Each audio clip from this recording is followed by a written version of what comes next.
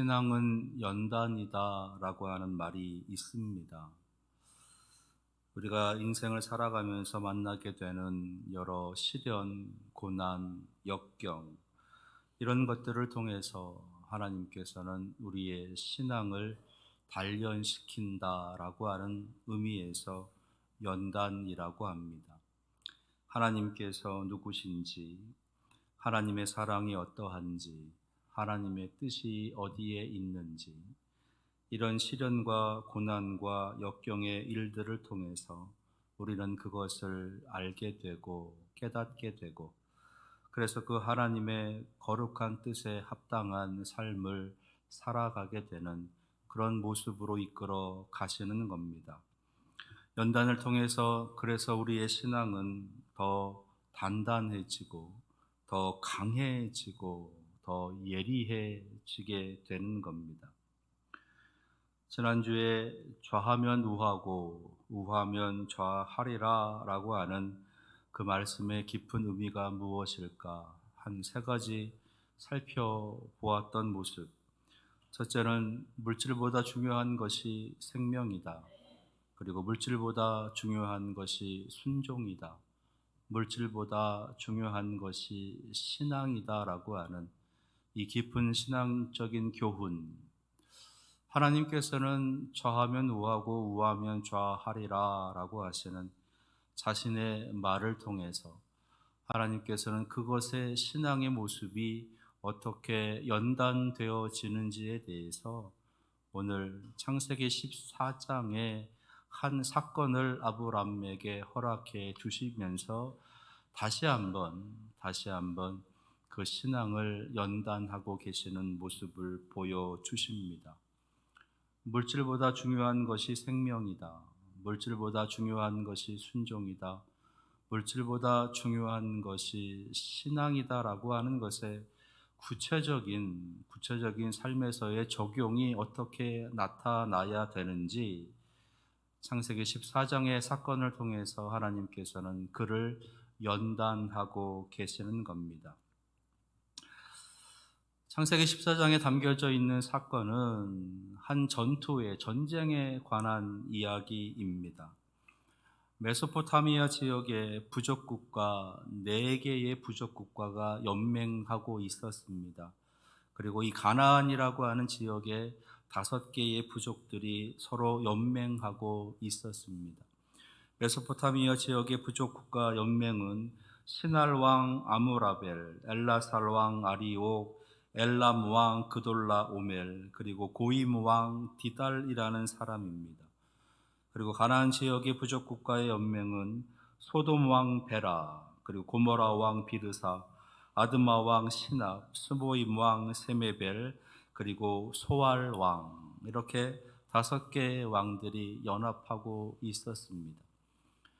이들이 이 부족국가 가나안 지역에 있었던 5개 국가의 그 연맹이 저 메소포타미아 지역에 있었던 4개국의 연맹과 이제 서로 충돌하고 있는 거예요.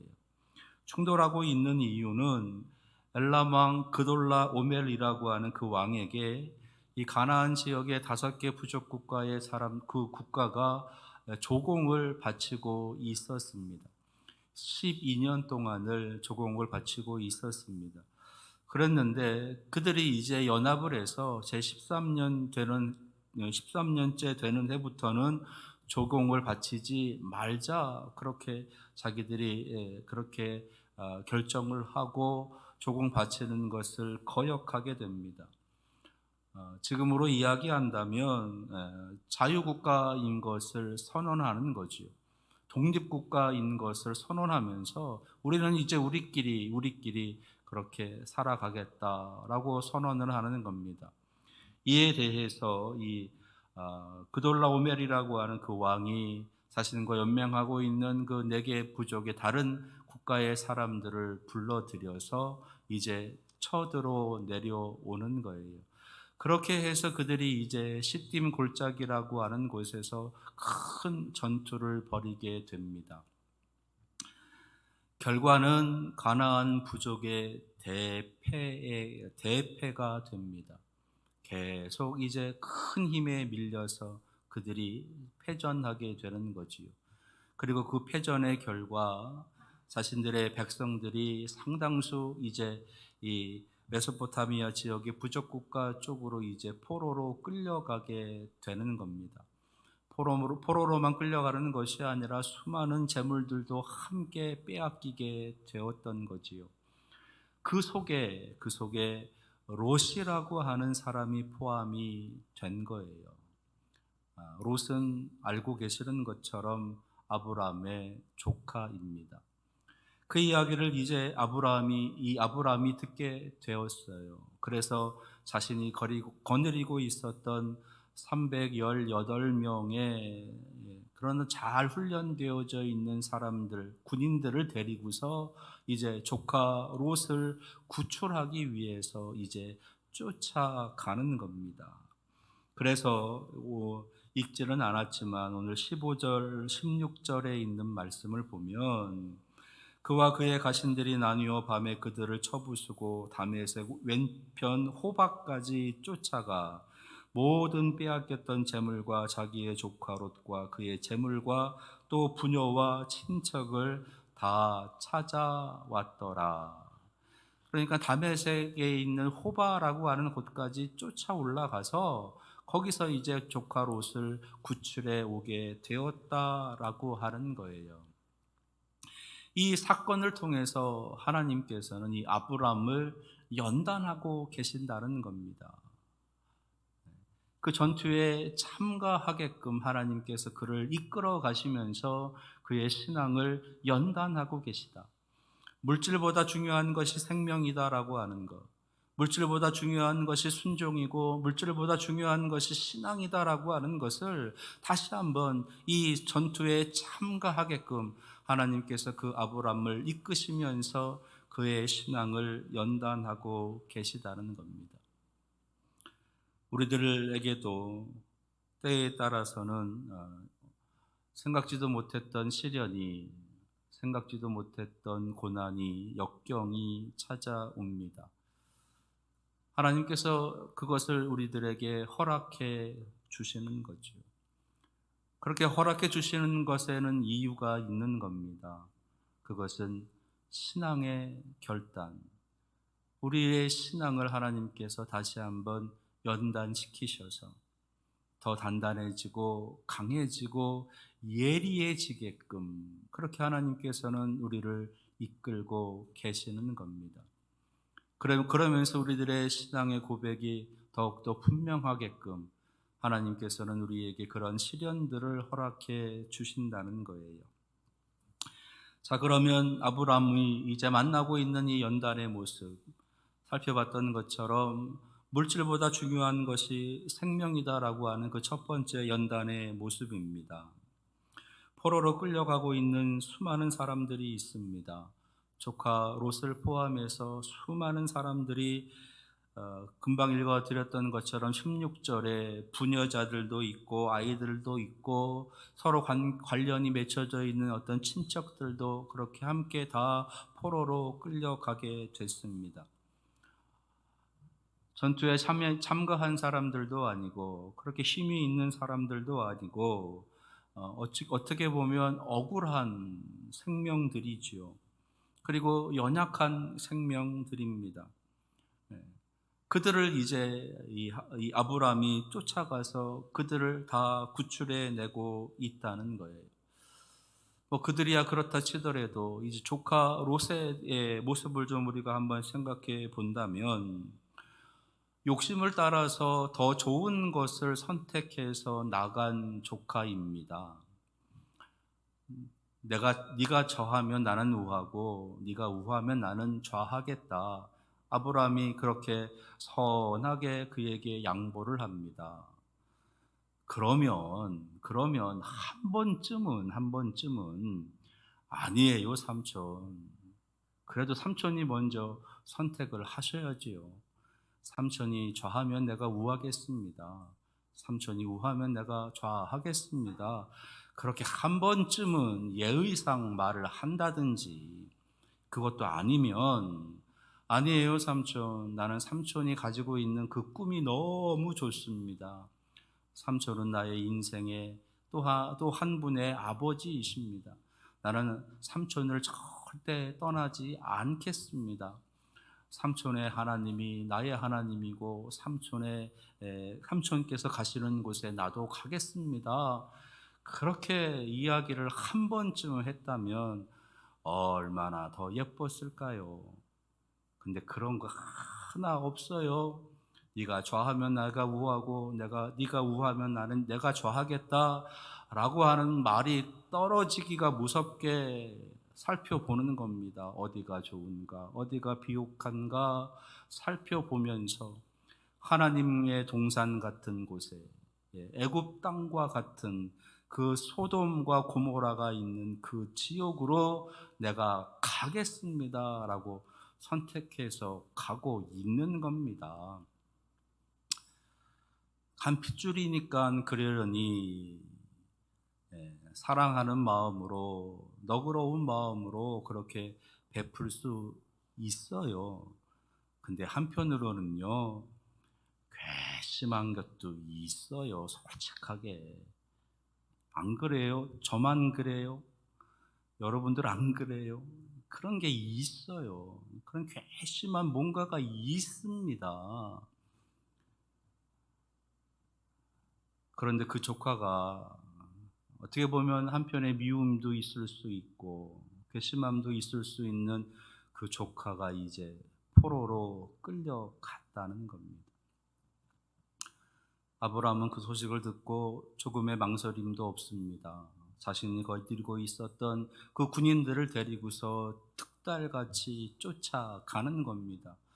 전투에 있었던 흔적들을 찾아서 소문을 사람들에게 물어보면서 쫓아가는 거예요.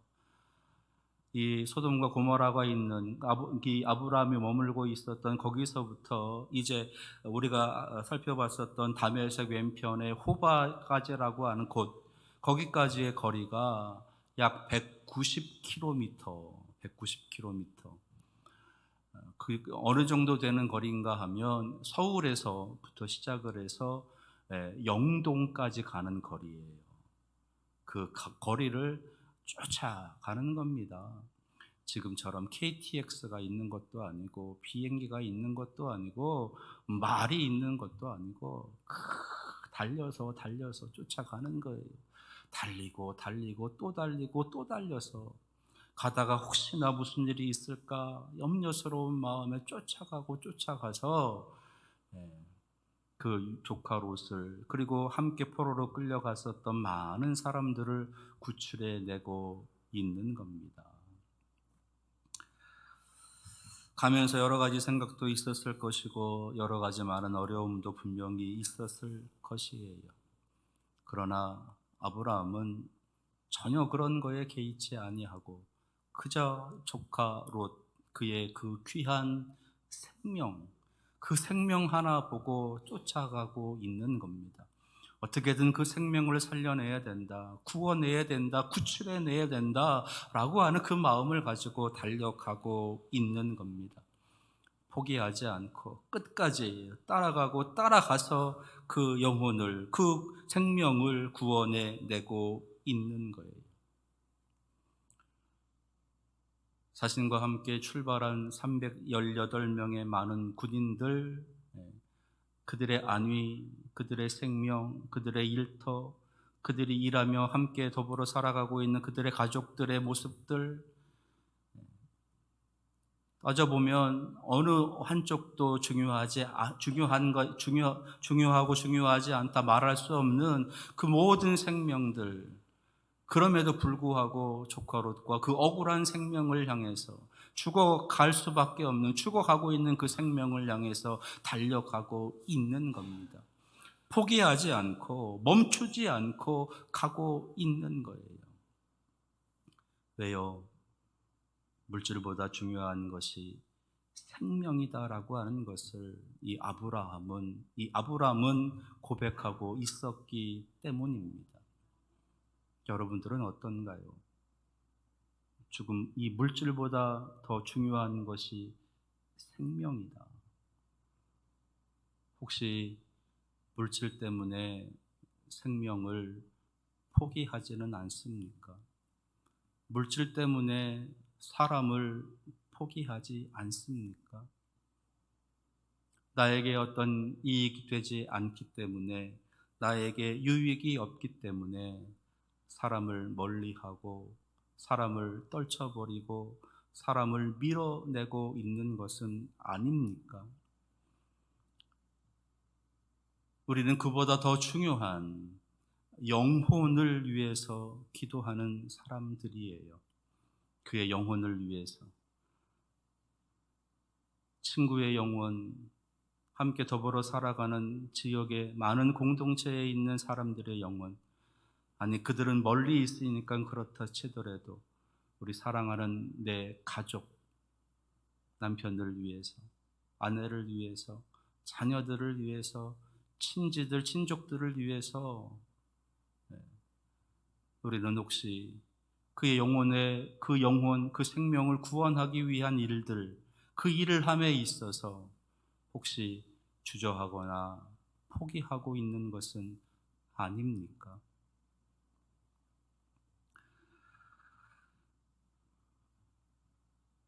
하루 이틀도 아니고 한 해 두 해도 아니고 벌써 10년, 20년 그렇게 정성을 쏟고 사랑을 쏟고 마음을 쏟고 어떻게든 그 영혼 하나 구원하기 위해서 그렇게 애를 쓰는데 아무 응답도 없고 변화되는 것도 없고 마음의 변화도 없고 억지로 끌려서 교회 한번 나와 보는 것도 아니고 그런 가족들의 모습, 도무지 변화가 없는 그런 모습들을 보면서 이제는 포기해야겠다, 이제는 그만둬야겠다, 혹시 그렇게 마음에 생각하고 있지는 않으십니까?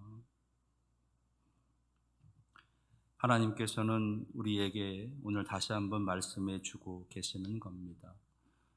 물질보다 중요한 것은 생명이니 절대로 어떤 일이 있어도 무슨 일을 만나도 포기하지 말아라. 내가 포기할 때 하나님도 멈추시는 거예요. 내가 그만둘 때 하나님도 그만두시는 겁니다. 따라서 우리는 쉬지 않아야 돼요. 멈추지 않아야 돼요. 나아가는, 쫓아가는 그 길을, 그 모습을 우리는 멈추지 말아야 되는 겁니다. 기도를 쉬지 말아야 됩니다. 섬기는 것을, 사랑해 주는 것을, 나눠주는 것을 멈추지 말아야 합니다. 그럴 때 하나님께서 조카 롯을 구출해 주신 것처럼 우리의 기도에 응답하시며 그 영혼도, 그 생명도 구원해 주시는 겁니다.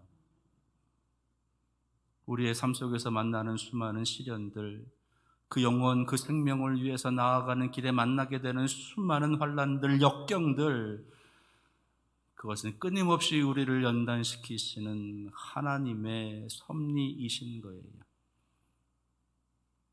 하나님 앞에 기도하시면서 그 연단의 모습을 굳건히 이겨내시는 여러분들 되시기를 바랍니다. 두 번째, 이 아브라함이 만나고 있는 신앙의 연단, 그것은 물질보다 중요한 것은 순종이다라는 겁니다. 하나님께서 아브라함을 택하신 이유는 복의 통로가 되게 하시기 위함이에요. 지난주에도 말씀드렸던 것처럼 그래서 아브라함은 늘 축복을 받는 사람이어야 됩니다. 왜요? 아브라함 자신을 저주하는 사람에게는 하나님께서 저주하시거든요. 재앙을 주시거든요. 그러니까 이 아브라함은 어떻게든 축복을 받는 사람이어야 돼요. 축복을 받기 위해서는 어떻게 해야 됩니까? 더 베풀어 줘야 돼요. 나누어 줘야 됩니다. 더 섬겨 줘야 되고 사랑해 줘야 되는 거예요. 오늘 말씀에서도 그런 모습들이 나타나고 있다는 겁니다. 오늘 24절에 있는 말씀을 보면 이 아브라함이 소돔 왕이 이제 포로들과 많은 전리품들을 이제 가지고 돌아온 이 아브람과 그 많은 군인들에게 하는 이야기가 기록되어져 있어요. 22절에 아브람이 소돔 왕에게 21절입니다. 소돔 왕이 아브람에게 이르되 사람은 내게 보내고 물품은 네가 가지라.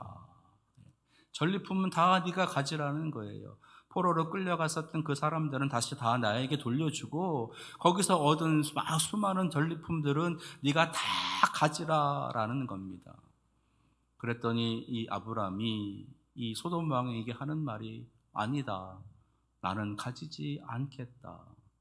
단 나와 함께 쫓아가서 그들을 구출해냈던 그 318명의 다른 군인들, 그리고 함께 더불어서 연합해서 갔었던 그 연합군들, 그들이 돌아가야 될 전리품들은 그들이 갖게 해달라. 그들의 수고, 그들의 헌신, 그들의 모든 삶의 모습들을 다 내려놓고 오직 그 일을 위해서 쫓아왔기 때문에 그에 합당한 수고의 대가를 줘야 된다라고 말하고 있는 겁니다. 그러면서 그들이 가져가는 것에 대해서 그것은 당연하다라고 말해주고 있고 대신 나는 아무것도 가지지 않겠다. 다 주고 있는 거예요. 축복의 삶을 실천하고 있는 겁니다. 양보하고 나누는 그런 삶을 실천하고 있는 겁니다. 왜요? 그들이 자기를 축복해 줘야 되기 때문에. 그들이 나를 축복해 줘야 되기 때문에, 그래야 그들에게 복이 가기 때문에, 내가 축복의 통로에 그 삶을 살아가기 때문에 하나님의 말씀, 하나님의 그 거룩한 뜻에 순종하는 삶을 내가 살아가는 것이기에 그렇게 배려하고 양보하고 나누어 주고 있는 거예요. 내가 많이 가지고 있어서 그것을 베풀고 나누는 것이 아니라 나에게는 아무것도 없지만 나에게 돌아올 것조차도 다 베풀 수 있는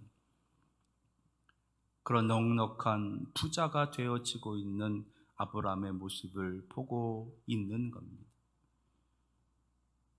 하나님께서는 우리들에게도 너희들의 것을 나누라고 말씀하십니다.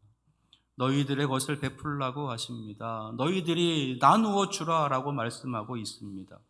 그럴 때마다 우리들은 그러지요. 뭐 있어야 주죠. 있어야 주지요. 나도 없어요. 내가 뭐 있다고 그래요. 내가 무슨 힘이 있고 무슨 능력이 있고 무슨 물질이 있다고 그래요. 아니잖아요. 있잖아요. 있으시잖아요. 많이 가지고 있어야 부자가 아닙니다. 많이 있어야 부자가 아니고 많이 베풀어야 진정한 부자가 되는 거예요. 그것이 하나님의 뜻이고 하나님의 말씀이신 겁니다. 그렇다면 우리도 그 말씀에 순종해야 되지 않겠어요?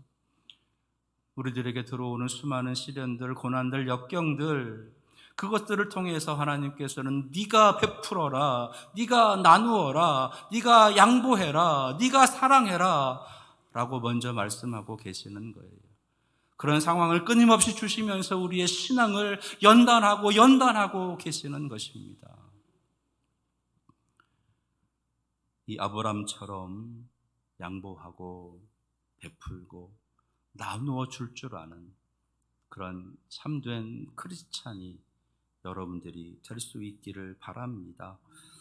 세 번째, 아브람이 만나고 있는 신앙의 연단, 물질보다 중요한 것은 신앙이다라고 하는 거예요. 물질보다 중요한 것은 신앙이다라고 하는 신앙의 연단을 하고 있는 겁니다. 사실 이 세 번째 연단이 첫 번째, 두 번째 연단, 그것의 어떤 원동력이 되어지는 연단이에요. 물질보다 중요한 것이 생명이고 물질보다 중요한 것이 순종이다라고 하는 그런 연단을 받으면서 승리할 수 있게 하는 힘이 바로 물질보다 중요한 것이 신앙이다라고 하는 신앙 고백이다라고 하는 겁니다. 우리는 신앙 고백으로 살아가야 되는 사람들입니다. 그 신앙 고백에 흔들림이 없이 살아가야 되는 사람들입니다. 때문에 그 신앙 고백이 너무너무 중요한 거예요. 오늘 아브라함은 바로 그 신앙 고백을 분명하게 하고 있습니다. 오늘 말씀 속에 갑작스럽게 등장하는 한 인물이 있어요. 살렘 왕 멜기세덱이라고 하는 인물입니다.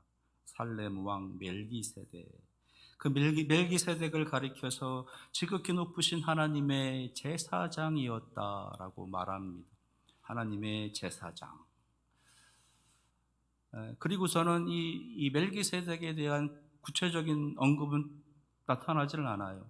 성경 전체에 이 멜기세덱이라고 하는 사람이 아브라함이 그에게 자신이 가지고 있는 것들 중에서 10분의 1을 드리고 있는 그런 아주 중요한 일을 하고 있음에도 불구하고 이 멜기세덱에 대해서는 더 구체적인 언급이 없어요. 도대체 멜기세덱이 누구인지, 무엇을 하는 사람인지 구체적인 언급들이 없습니다. 그래서 멜기세덱에 대해서 잘 몰라요. 성경에 아주 난해한 그런 인물로 알려져 있는, 아마도 가장 난해한 그런 사람이 아닐까 생각이 드는데, 그 멜기세덱이 갑자기 등장을 합니다. 그러면서 그 멜기세덱이 이 아브라함에게 하는 말들이 있어요. 우리는 그 말들 속에서 이 멜기세덱이 어떠한 사람인가를 우리가 생각해 볼 수가 있다는 겁니다.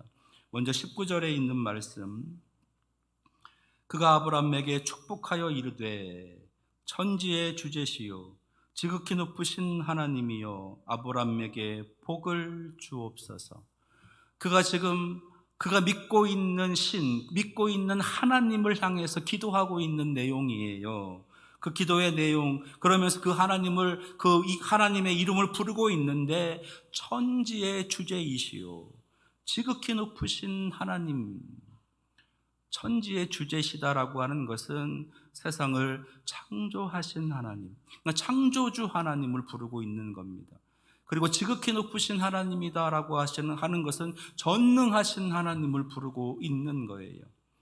그리고 20절에서는 너의 대적을 내 손에 붙이신 지극히 높으신 하나님을 찬송할지로다 하매, 너희의 대적을 내 손에 붙이신 하나님, 다시 말해서 전쟁을 주관하시는 하나님, 승리로 이끄시는 하나님, 인생에 깊이 들어오셔서 인생과 함께 하시고 동행하시고 그 인생을 지켜주시고 그 인생으로 하여금 승리케 하시는 하나님, 그 하나님을 지금 이 멜기세덱이 부르고 있다는 겁니다.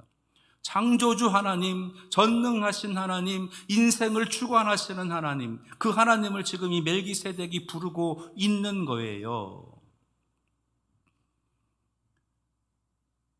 그렇게 멜기세덱이 그런 하나님을 부르고 있자, 이제 오늘 22절에서 이 아브람이 소돔 왕에게 하나님의 이름으로 맹세를 하는 그런 구절이 있는데, 그때 하나님에 대해서 어떻게 그가 말하고 있느냐. 22절에 아브람이 소돔 왕에게 이르되 천지의 주제이시요 지극히 높으신 하나님 여호와께 내가 손을 들어 맹세하노니, 멜기세덱이 고백하고 있었던, 멜기세덱이 지금 언급하고 있는 하나님, 그 하나님을 똑같이 지금 이 아브람이 말하고 있는 거예요.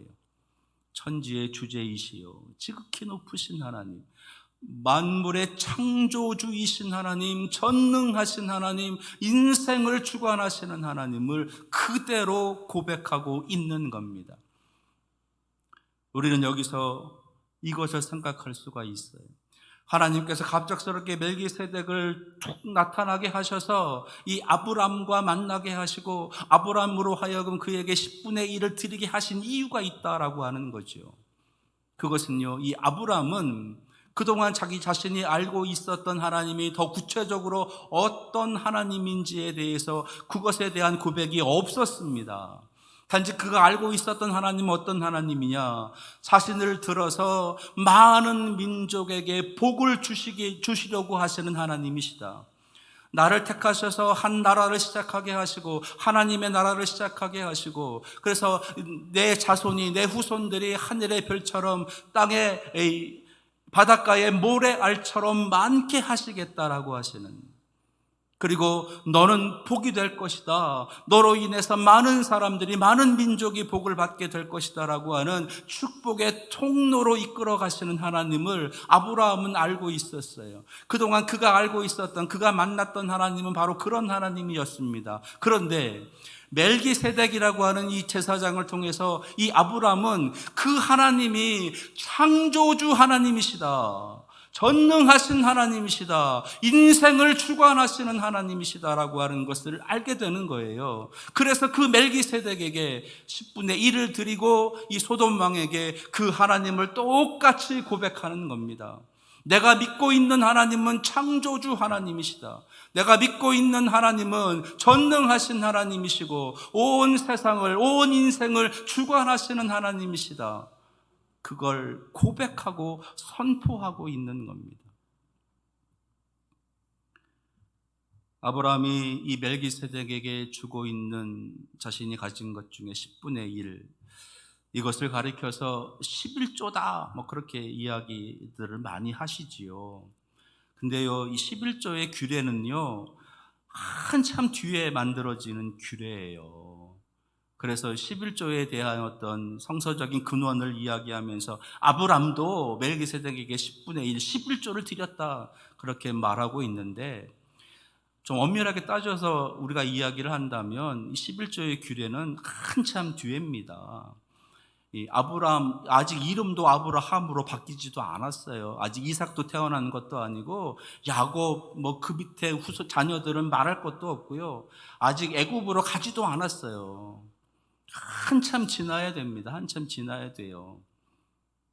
그런데 여기서 10분의 1을 드리고 있다라고 하는 것, 그것은요, 그 당시 그 지역에 있었던 오래된 관습과 풍습과 연결되어져 있다는 겁니다. 여기서 10분의 1을 드리고 있다라고 하는 것은요, 무엇을 의미하느냐? 내가 이 10분의 1을 당신께 드립니다라고 하는 것은 내가 당신을 인정합니다. 내가 당신을 인정합니다. 내가 당신을 존중하고 내가 당신을 존경합니다. 당신이 말하는 것, 당신이 가지고 있는 생각, 당신이 가지고 있는 인생관, 당신이 가지고 있는 가치관, 당신이 섬기고 있는 그 하나님, 나도 인정하고 섬깁니다라고 하는 그런 고백을 하고 있는 거예요. 그러니까 10분의 1을 드리고 있다라고 하는 것은 이 멜기세덱이 믿고 있는 그 하나님에 대한 이 아브라함의 신앙의 고백을 그대로 표현하고 있는 거예요. 나도 당신이 믿는 하나님을 믿습니다. 나도 당신이 믿는 그 하나님이 창조주 하나님인 것을 나도 동의합니다. 인정합니다. 고백합니다. 그런 의미에서 10분의 1을 드리고 있는 거예요. 그리고 그렇게 10분의 1을 드리고 나서 이제 소돔 왕에게 똑같이 그렇게 하나님을 창조주 하나님으로, 전능하신 하나님으로, 인생을 주관하시는 하나님으로 선포하고 있는 겁니다.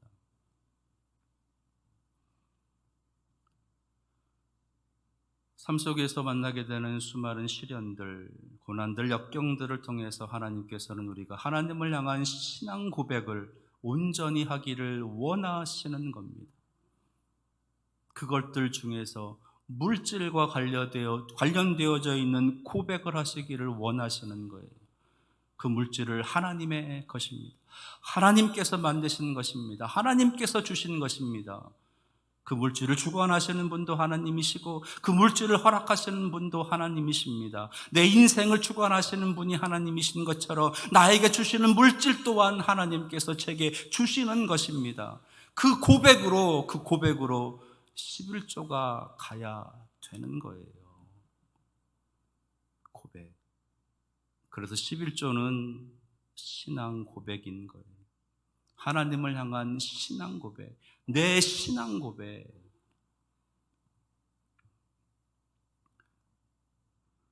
우리는 어떤가요? 우리는 정말 그런 고백으로, 그런 신앙 고백을 담아서 하나님 앞에 드립니까? 그런 신앙 고백으로 하나님 앞에 나와 예배하고 그런 신앙 고백으로 이 세상에서 내게 주어진 삶을 살아가십니까? 타협하지 않나요? 계산하지 않나요? 따지지 않나요?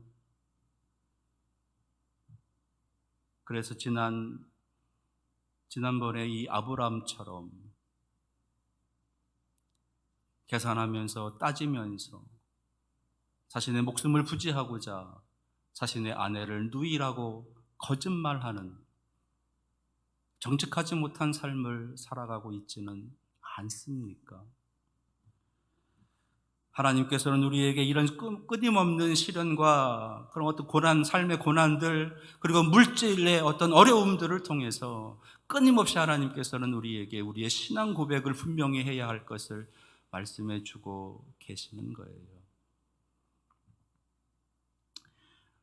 이 물질에 대한 설교를 하면 성도님들 얼굴이 안색이 서서히 변해갑니다. 그래도 해야 하기에 하는 거예요. 하나님의 음성으로 들으시는 여러분들 되시기 바랍니다. 하나님께서는 우리의 신앙 고백을 받으시고자 하세요. 그리고 그 고백을 위해서 끊임없이 하나님께서는 우리에게 은혜를 베풀어 주시는 겁니다. 오늘 이 아브람에게도 그런 하나님의 은혜가 임하고 있음을, 그래서 이 아브라함이 더 단단한 신앙으로, 신앙의 사람으로 나아가고 있음을 우리가 알 수 있는 것이에요. 생명보다 물질을 중요하게 여기고 순종보다 물질을 중요하게 여기고 신앙보다 물질을 더 중요하게 여기는 지금의 이 세상 문화들 속에서 과연 우리는 어떤 신앙 고백을 하면서 살아가야 되겠습니까? 사람들은 내게 보내고 재물은 네가 다 가져라 라고 말하고 있는 소돔 왕의 말처럼 사람들은 다 빼앗기고 사람들의 영혼, 사람들의 생명은 다 놓쳐버리고 혹시 그냥 물질만 취하면서 재물만 취하면서 살아가고 있는 것은 아닌가?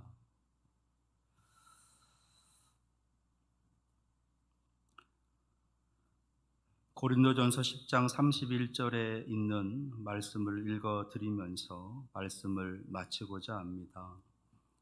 고린도전서 10장 31절입니다. 그런즉 너희가 먹든지 마시든지 무엇을 하든지 다 하나님의 영광을 위하여 하라. 기도하겠습니다.